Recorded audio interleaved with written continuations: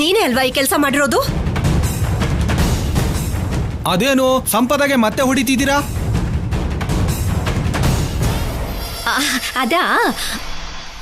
ಅದು ಕೊನೆ ಏಟು ಅಂತ ಪೂಜೆ ಕೊನೆಯಲ್ಲಿ ಹೊಡೆಯೋದು ಈ ಪೂಜೆ ಪದ್ಧತಿ ಅಂತೆ. ಹೌದೌದು, ಆಗ್ಲೇ ಪೂಜೆಯಲ್ಲಿ ನೀ ಮದುವೆ ಆಗತ್ತಂತ ಪೂಜಾರು ಹೇಳಿದ್ರು. ಅವ್ರು ಹೇಳಿದ್ರಾ? ಹಾಗಾದ್ರೆ ಓಕೆ. ಅತ್ತೆ ಸಾಕು ಬಿಡಿ, ಇಲ್ಲಿವರೆಗೂ ತುಂಬಾ ಕಷ್ಟಪಟ್ಟಿದ್ದಾಳೆ, ಒಡವೆ ಅಂತೂ ಸಿಕ್ತಲ್ಲ. ಹೇಗೆ ಹೇಗೆ ಸುಮ್ಮನೆ ಬಿಡೋದು ಇವಳನ್ನ?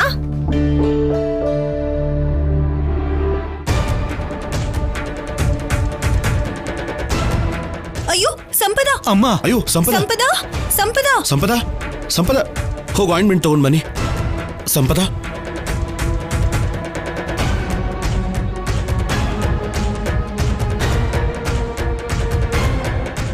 ಚಿಕ್ಕಮ್ಮ ಬೇಗ ತಗೋ.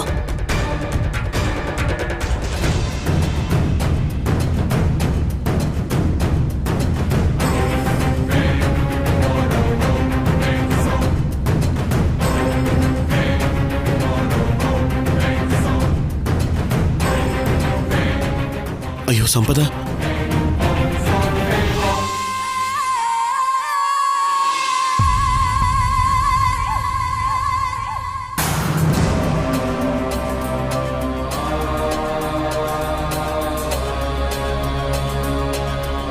ಸಂಪದ ಎದ್ದೇಳು.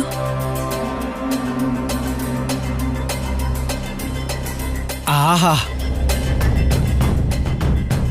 ಇದೇ ಅಲ್ವಾ ನಿಮ್ಮ ಅಭಿಮಾನಕ್ಕೆ, ಗಂಡ ಹೆಂಡತಿಯಾಗಿ ನಿಮ್ಮ ಅನ್ಯೋನ್ಯತೆಗೆ ಕೋರ್ಟಲ್ಲಿ ಸಾಕ್ಷಿಗಳು. ಸಾಕಪ್ಪ, ಈ ಜನ್ಮ ಸಾರ್ಥಕ ಆಗೋಯ್ತು. ಒಬ್ಬ ಒಳ್ಳೆ ಸೊಸೆನ, ಒಬ್ಬ ಒಳ್ಳೆ ಗಂಡನ, ಒಂದು ಒಳ್ಳೆ ಕುಟುಂಬನ ನೋಡಿದೆ ನಾನು.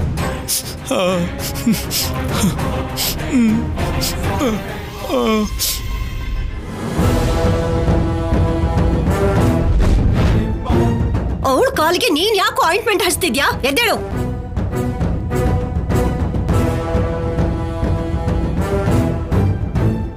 ಇವಳ ಹಾಳು ಬುದ್ಧಿಗೆ ಅಮ್ಮನವ್ರು ಕೊಟ್ಟಿರೋ ಶಿಕ್ಷೆ ಕಣೋದು. ಕಾಲ್ ಸುಟ್ಟು ಬೊಬ್ಬೆ ಆಗಿದೆ ಅಂತಾನು ಇಲ್ಲೇ ಏನತ್ತೆ ನೀವು?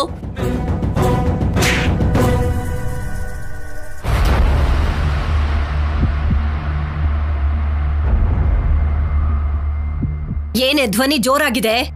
ಆ ಕರುಣಾಕರ್ ರಾವ್ ಇದನ್ನಲ್ಲ ಅಂತ ಕೋಪನ ಮುಷ್ಟಿಲಿ ಇಟ್ಕೊಂಡು ಸುಮ್ನೆ ಇದ್ರೆ ಜಾಸ್ತಿ ಮಾತಾಡ್ತಿದ್ಯಲ್ಲ. ಇನ್ನು ಬಿಡಿ ಅವಳ ವಿಷಯನ. ಪೂಜೆ ಯಾರೇ ಮಾಡಿದ್ರು ಹೋಗಿದ್ದು ಬಂಗಾರ ಆ ಅಮ್ಮನವ್ರ ದಯೆಯಿಂದ ಮನೆಗೆ ಸೇರ್ತು.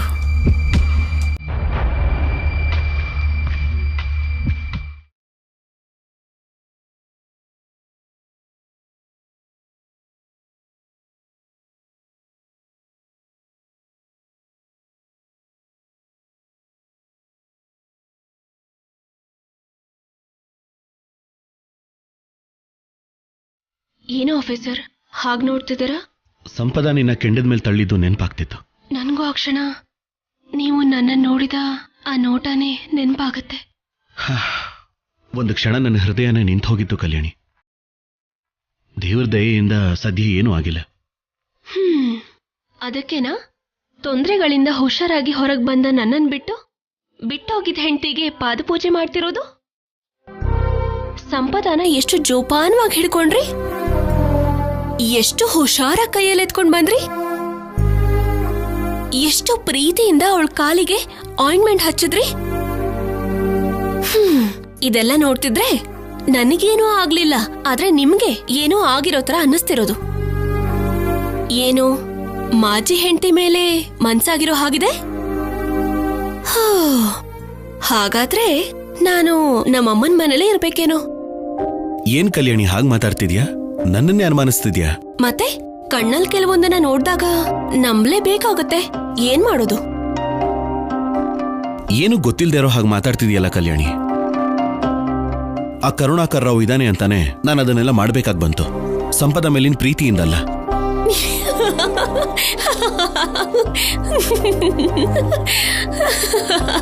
ಹೆದರ್ಕೋಬೇಡಿ ಆಫೀಸರ್, ಏನೋ ಆಟ ಆಡ್ಸೋದಕ್ಕೋಸ್ಕರ ಹಾಗಂದೆ ಅಷ್ಟೇ.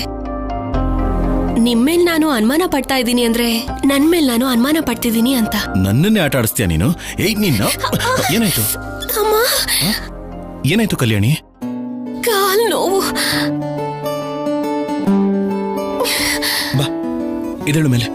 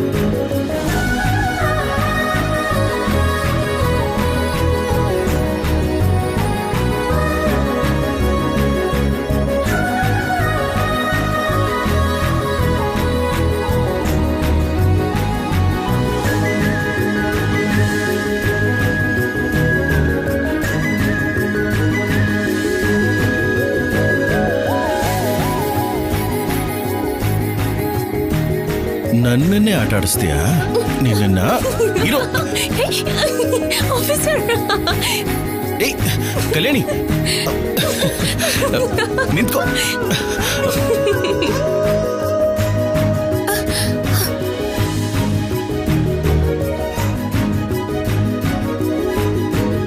ನನ್ನನ್ನೇ ಆಟ ಆಡಿಸ್ತೀಯ ನೀನು? ನಿನಗೆ ಪನಿಷ್ಮೆಂಟ್ ಕೊಡ್ಲೇಬೇಕು. ಏನ ಪನಿಷ್ಮೆಂಟ್? ಏನು ಅಂದ್ರೆ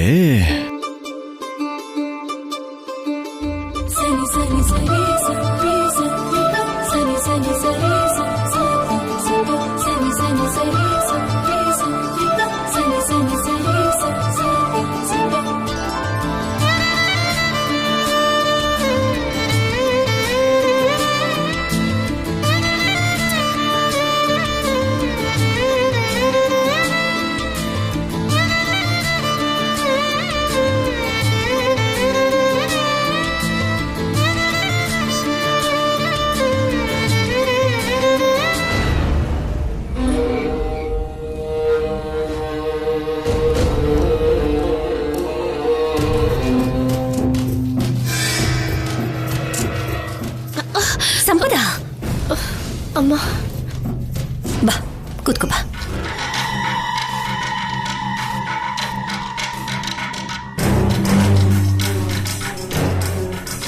ಯಾವುದಕ್ಕೆ ಹೇಗೆ ರಿಯಾಕ್ಟ್ ಮಾಡಬೇಕು ಅಂತ ಕೂಡ ನಿನಗೆ ಗೊತ್ತಿಲ್ಲ ಅಲ್ಲ? ನಾನೀಗ ನಿನಗೆ ಮಾಡಿದ್ದು ಸಹಾಯ, ಅದಕ್ಕೂ ಕೋಪ ಮಾಡ್ಕೊಂಡ್ರೆ ಹೇಗೆ? ಏನ್ ನೀವು ಮಾಡಿದ ಸಹಾಯ? ಕೆಂಡದ ಮೇಲೆ ನಡ್ಸೋದು, ಬಿಸಿನೀರ್ ಹಾಕೋದು, ತ್ರಿಶೂಲ ಚುತ್ಸೋದಾ? ನಿನಗೆ ನೋವು ಕೊಡಬೇಕು ಅನ್ನೋ ಉದ್ದೇಶ ನನ್ನ ಮಗಳಿಗೆ ಯಾವತ್ತೂ ಇಲ್ಲ ಸಂಪದ. ನೀನೇ ನೋವು ಕೊಡೋ ಹಾಗೆ ಮಾಡ್ಕೊಳ್ತಿದೀಯ. ಇದೆಲ್ಲ ನಿನಗೆ ಬೇಕಿತ್ತ ಹೇಳು? ನೀನು ಕೂಡ ನನ್ನ ಮಗಳಿದ್ದ ಹಾಗೆಮ್ಮ. ಅದಕ್ಕೆ ನಿನ್ನ ನೋಡ್ತಿದ್ರೆ ನನಗೆ ಪಾಪ ಅಂತ ಅನ್ಸುತ್ತೆ. ನೀನು ತಪ್ಪು ಮೇಲೆ ತಪ್ಪು ಮಾಡಿ ಶೌರ್ಯ ಕಲ್ಯಾಣಿ ತಪ್ಪು ಮಾಡಿರೋ ಹಾಗೆ ಅವ್ರಿಗೆ ನೋವು ಕೊಡಬೇಕು ಅಂತ ನೋಡ್ತೀಯಲ್ಲ, ತಪ್ಪು ಸಂಪದ. ಮೊದಲಿನಿಂದಲೂ ನೀನು ಮಾಡ್ತಿರೋ ಕೆಲಸ ಎಲ್ಲ ತಪ್ಪೆ. ಅದೇ ಶೌರ್ಯನ ಸ್ಥಾನದಲ್ಲಿ ಬೇರೆ ಯಾರಾದರೂ ಇದ್ದಿದ್ರೆ ನೀನು ಇವತ್ತಿಗೂ ಜೀವಂತವಾಗಿ ಈ ರೀತಿ ಇರ್ತಿದ್ಯಾ ಹೇಳು? ಕೆಲವರು ಕೆಲವು ಸಂಬಂಧಗಳನ್ನ ಸಾಯಿಸ್ಕೊಳ್ಳೋದು ಇಲ್ಲ, ದೂರ ಮಾಡ್ಕೊಳ್ಳೋದು ಇಲ್ಲ. ಅದಕ್ಕೆ ನೀನಿನ್ನೂ ಬದುಕಿರೋದು. ಈಗಲೂ ಏನು ಕಾಲ ಮಿಂಚಿಲ್ಲ. ನೀನು ತಪ್ಪಾಯ್ತು ಅಂತ ಹೇಳಿ ಶೌರ್ಯನ ಕಾಲಿಗೆ ಬೀಡು. ನಿನಗೆ ಪ್ರಾಣ ಭಿಕ್ಷೆ ಕೊಡಿಸ್ತೀನಿ ನಾನು.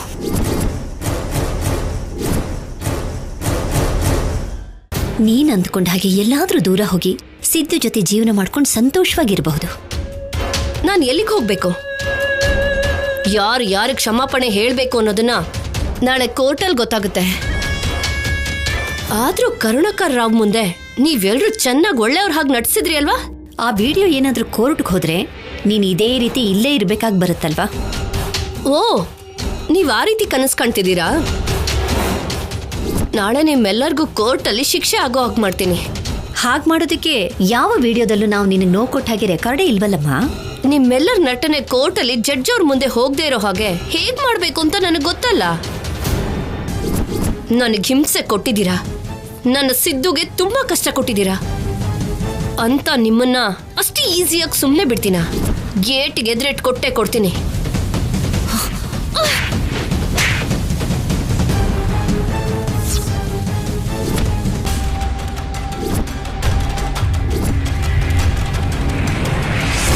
ಏನ್ ನೀನ್ ಎದುರು ಇಟ್ಕೊಡೋದು? ನೋಡ್ತೀರಿ, ಇದಕ್ಕೂ ಪ್ರತಿಫಲ ಅನುಭವಿಸ್ಬೇಕಾಗಿ ಬರುತ್ತೆ. ನೀವು ನನಗೆ ಕೊಟ್ಟಿರೋ ಹಿಂಸೆ ವಿಡಿಯೋಗಳು ನಿಮಗೆ ಗೊತ್ತಿಲ್ಲದೆ ಆ ಕರುಣಾಕರ್ ರಾವ್ ಕೈ ಸೇರಿದೆ. ಅವನಿಗೆ ಸರಿಯಾಗಿ ಕೇಳಿಸ್ಲಿಲ್ಲ ಅಂದ್ರು ಕಾಣಿಸ್ತಾ ಇದ್ರು. ಅವನ ಹತ್ರ ಇರೋ ಆ ವಿಡಿಯೋದಲ್ಲಿ ನನ್ನ ಕಿರ್ಚಾಟ, ನೀವು ನನಗೆ ಕೊಡ್ತಿರೋ ಟಾರ್ಚರ್ ವಿಡಿಯೋಗಳು ಎಲ್ಲ ಜಡ್ಸರ್ಗೆ ಕಾಣಿಸುತ್ತೆ, ಕೇಳಿಸುತ್ತೆ.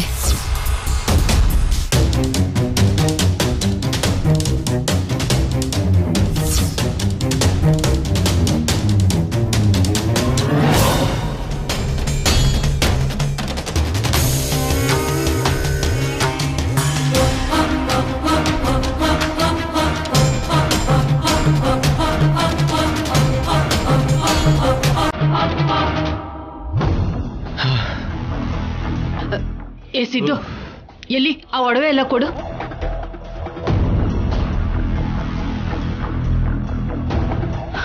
ಅಬ್ಬಬ್ಬಬ್ಬಾ, ಹೋಯ್ತು ಅನ್ಕೊಂಡಿದ್ ಒಡವೆ ಎಲ್ಲ ಮತ್ತೆ ಸಿಕ್ತು. ಅಲ್ಲ ಕಣಿಸಿದ್ದು, ನಾವು ಇದನ್ನೆಲ್ಲ ತಗೊಂಡು ಶೌರ್ಯ ಕೈಗೆ ಸಿಗದೆ ಇರೋ ಹಾಗೆ ಬಂದ್ವಿ. ಆದ್ರೆ ಸಂಪದ ಪರಿಸ್ಥಿತಿ? ನಾವು ಹೋಗಿ ಬಂಗಾರ ಕಳ್ತನ ಮಾಡಿದೀವಿ ಅಂದ್ರೆ ಸಂಪದ ಹೆಲ್ಪ್ ಮಾಡಿರ್ತಾಳೆ ಅನ್ನೋ ಅನುಮಾನ ಅವ್ರಿಗೆ ಬಂದಿರುತ್ತಮ್ಮ. ಅನುಮಾನ ಬಂದ್ರೆ ಸುಮ್ಮನೆ ಬಿಡ್ತಾರಾ? ಕೆಳಗಡೆ ಹಾಕೊಂಡು ಎಲ್ರೂ ತುಳಿತಾರೆ. ಇವತ್ತು ಒಂದಿನ ಸಂಪದ ಸಹಿಸ್ಕೊಳ್ಳೇಬೇಕಮ್ಮ. ನಿಜಕ್ಕೂ ನಮ್ ಜೊತೆ ಸಂಪದ ಬರ್ತಿದ್ಲು, ಆದ್ರೆ ಇವತ್ತು ಹಾಗಾಗಿಲ್ಲ. ಸರಿ ಬಿಡು, ನಾಳೆ ಇದ್ರಲ್ಲಿ ಯಾವ್ದಾದ್ರೂ ಒಂದು ಗಿರ್ವಿ ಇಡ್ಬೇಕು. ಯಾಕೆಂದ್ರೆ ಖರ್ಚಿಗೂ ಕೂಡ ದುಡ್ಡಿಲ್ಲ. ಇಡೋಣ ಬಿಡು, ಆದ್ರೆ ದೊಡ್ಡ ವಸ್ತು ಅಲ್ಲ. ಸಿಂಪಲ್ ಆಗಿ ಒಂದು ಉಂಗುರ ತಗೊಂಡು ಹೋಗಿ ಅಡ ಇಡೋಣ. ಇಲ್ಲ ಅಂದ್ರೆ ತಗೊಳ್ಳೋನಿಗೆ ಅನುಮಾನ ಬರುತ್ತೆ. ಅದು ನಿಜನೇ ಬಿಡು. ಸರಿ ನಡಿ, ಮೊದ್ಲಿಲ್ಲಿಂದ ಹೊರಟೋಗೋಣ.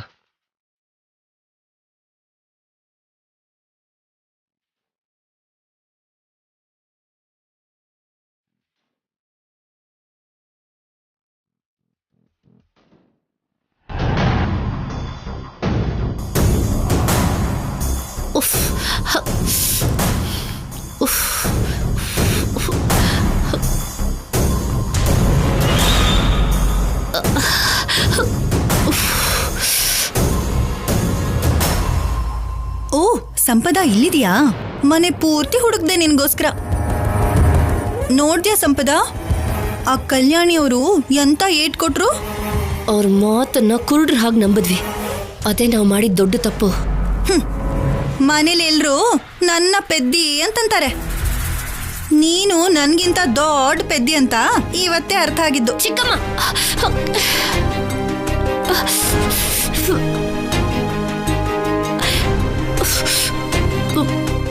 ಏನು ನಿಂಗ್ ಕೋಪ ಕೂಡ ಬರ್ತಿದ್ಯಾ? ನಾನು ತಲೆ ಬಾಯಿ ಹೊಡ್ಕೊಂಡು ಹೇಳ್ತಾನೇ ಇದ್ದೆ, ಆ ದಮಯಂತಿ ಅತ್ಗೆ ಅಮ್ನೋರಿಗೆ ಒಡವೆನ ಅಲಂಕರಿಸಿದಾಗ ಗೊತ್ತಾಗ್ದಾಗೆ ಬಂದು ಅವ್ರವ್ರೇ ಗುಸುಗುಸು ಮಾತಾಡ್ಕೋತಿದ್ದಾರೆ ಅಂತ. ಆದ್ರೆ ಕೇಳಿದ್ಯಾ? ಸಾಲ್ದಕ್ ಅವ್ರನ್ನ ನೋಡಿ ಕರುಣೆ ತೋರಿಸ್ದೆ. ಇವಾಗೇನಾಯ್ತು?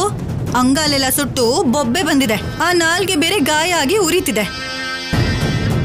ಅದು ಅವ್ರು ಮಾಡಿದ್ದಲ್ಲ, ನಿನಗ್ ನೀನೆ ಕೇಳಿ ಮಾಡ್ಕೊಂಡಿದ್ದು. ಆದ್ರೂ ಎಲ್ಲ ನಮ್ ಹುಚ್ಚತರ ಅಂದ್ರೆ ಅವ್ರ ಮಾತನ್ನ ನಂಬಿ ಕೈಗೆ ಸಿಕ್ಕಿದ್ ಬಂಗಾರ ಅಂತಂದು ಅವ್ರ ಕೈಗೆ ಕೊಟ್ಟಿದೀವಿ ಅಂತಂದ್ರೆ ಎಂತ ಹುಚ್ಚರಂತ ಹೇಳು. ಆ ಕಲ್ಯಾಣಿ ಇಷ್ಟು ದೊಡ್ಡ ಸ್ಕೆಚ್ ಹಾಕಿ ನನ್ನ ಬೆರಳಲ್ಲೇ ನನ್ನ ಕಣ್ಣಿಗೆ ಚುಚ್ಚಿಸ್ತಾಳೆ ಅಂತ ನಾನು ಅನ್ಕೊಂಡಿರ್ಲಿಲ್ಲ ಚಿಕ್ಕಮ್ಮ. ನಮ್ಮೆಲ್ರಿಗಿಂತ ನೀನೊಬ್ಳೆ ದೊಡ್ಡ ವಿಲನ್ ಅಂತ ಇಷ್ಟ ಕಾಲ ಅನ್ಕೋತಿದ್ದೆ. ಇವತ್ತೇ ಗೊತ್ತಾಯ್ತು, ನೀನ್ ವಿಲನ್ ಜಾಸ್ತಿ, ಕಾಮಿಡಿನಿಗ್ ಕಡಿಮೆ ಅಂತ.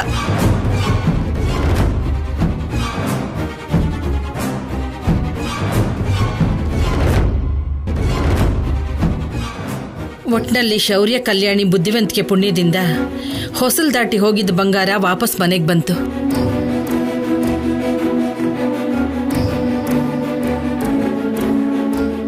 ಬಂಗಾರ ಹೋಯ್ತಲ್ಲಪ್ಪ ಅಂತ ನಾವೆಲ್ಲ ಗಾಬರಿ ಆಗಿದ್ರೆ ಬುದ್ಧಿವಂತಿಕೆ ಉಪಯೋಗಿಸೋದಿಕ್ಕೆ ಹೋದ ಬಂಗಾರ ಮತ್ತೆ ನಮಗೆ ವಾಪಸ್ ಸಿಕ್ತು.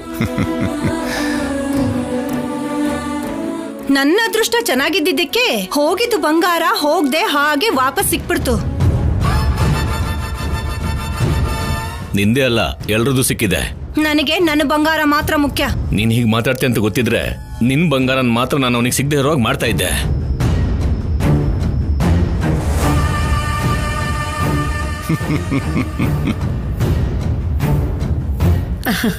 ಸುಮ್ನಿರು ಶಿವರಾಮ್. ಅವಳೇನೋ ಬಂಗಾರ ಸಿಕ್ಕಿರೋ ಆನಂದದಲ್ಲಿದ್ದಾಳೆ. ಇವಾಗ ಏನಾದ್ರೂ ಅಂದ್ರೆ ಮತ್ತೆ ಬೇಜಾರ್ ಮಾಡ್ಕೋತಾಳೆ. ಅದು ನಿಜಾನೇ ಬಿಡಿ ಅತ್ತೆಮ್ಮ. ಒಡವೆಗಳು ಈ ಸಲ ಮತ್ತೆ ಕಳ್ತನ ಆಗದೆ ಇರೋ ಹಾಗೆ ನಾವು ಹುಷಾರಾಗಿ ನೋಡ್ಕೋಬೇಕು. ನೀನು ಕಲ್ಯಾಣಿ ಇರ್ಬೇಕಾದ್ರೆ ಆ ಭಯ ಇಲ್ಲ ಬಿಡು ಶೌರ್ಯ. ಮನೇಲಿರೋ ಬಂಗಾರನೆಲ್ಲ ಎತ್ಕೊಂಡು ಹೋದ್ರೂ ಕೂಡ ಮತ್ತೆ ತಗೊಂಡು ಹೋದೋನೆ ವಾಪಸ್ ತರೋ ಹಾಗೆ ಮಾಡಿದ್ರಿ ನೋಡು, ಅದು ಮಾಮೂಲಿ ವಿಷಯ ಅಲ್ಲ. ಅದು ಕೂಡ ಆಫೀಸರ್ ಐಡಿಯಾನೇ. ಅಜ್ಜಿ ಮನೆಯವರೆಲ್ಲ ಬೇಜಾರ್ ಮಾಡ್ಕೊಳ್ತಾರೆ ಅಂತ ಸುಳ್ಳನ್ನ ನಿಜ ಅಂತ ನಿಮ್ಮನ್ನ, ಆ ಕಡೆ ಅವರನ್ನು ನಂಬಿಸಿ ಒಡವೆಗಳು ವಾಪಸ್ ಮನೆಗೆ ಬರೋ ಹಾಗೆ ಮಾಡಿದ್ರು.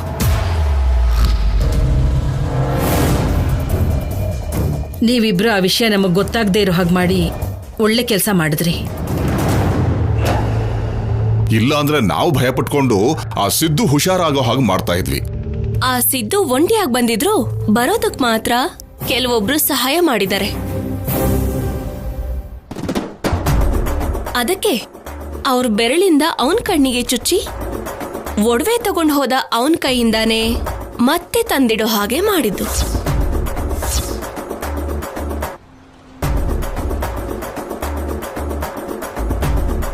ಯಾವುದೇನೇ ಆದ್ರೂ ಯಾರಿಗೂ ನೋವಾಗದಿರೋ ಹಾಗೆ ನೋಡ್ಕೊಂಡು ಒಳ್ಳೆ ಕೆಲಸನೇ ಮಾಡಿದ್ದೀರಾ ನೀವು.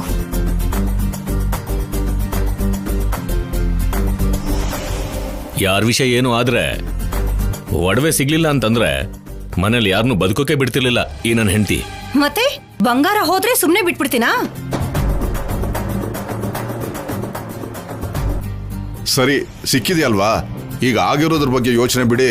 ಕಲ್ಯಾಣಿ ಶೌರ್ಯಗೆ ದೃಷ್ಟಿ ಆಗಿರುತ್ತೆ, ಮೊದಲು ಅವರಿಬ್ಬರಿಗೆ ದೃಷ್ಟಿ ತೆಗಿರಿ. ಸರಿಪ್ಪ.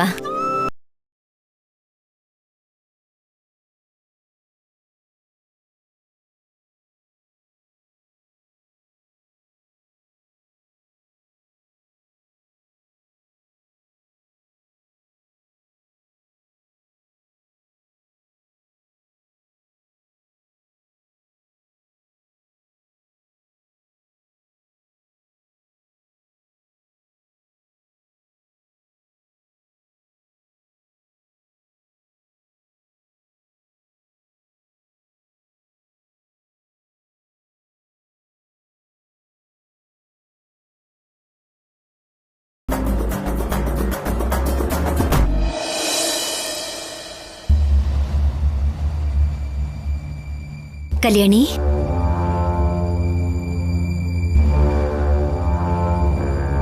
ಇವತ್ತೇನೋ ಎಲ್ಲರೂ ಸಂತೋಷವಾಗಿದ್ದಾರಮ್ಮ. ನಾಳೆ ನಮ್ಮನ್ನ ಕಾಡೋದಕ್ಕೆ ಒಂದು ಅಪಾಯ ಕಾಯ್ಕೊಂಡು ನಿಂತಿದೆ. ಅಪಾಯನ?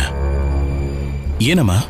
ಸಂಪದ ನಾವು ಅವಳಿಗೆ ನೋವು ಕೊಟ್ಟ ವಿಡಿಯೋನ, ಫೋಟೋಸ್ಗಳನ್ನ ಎಲ್ಲನೂ ಸಾಕ್ಷಿಯಾಗಿ ಕರುಣಾಕರ್ ಅವ್ರಿಗೆ ತಲುಪೋ ಹಾಗೆ ಮಾಡಿದಾಳೆ.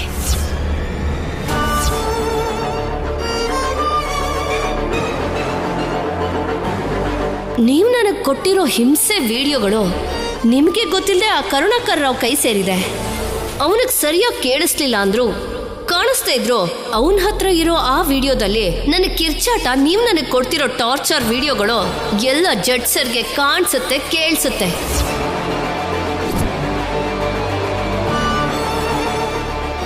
ಈಗೇನ್ ಮಾಡೋದಮ್ಮ? ಏನಾಗಬಾರ್ದು ಅನ್ಕೊಂಡ್ವೋ ಅದೇ ಆಗಿದೆಯಲ್ಲ. ಇವಾಗ ಆ ಕರುಣಾಕರ್ ರಾವ್ಗೊಂದ್ಸಲ ಫೋನ್ ಮಾಡೋದು ಒಳ್ಳೇದಲ್ವಾ?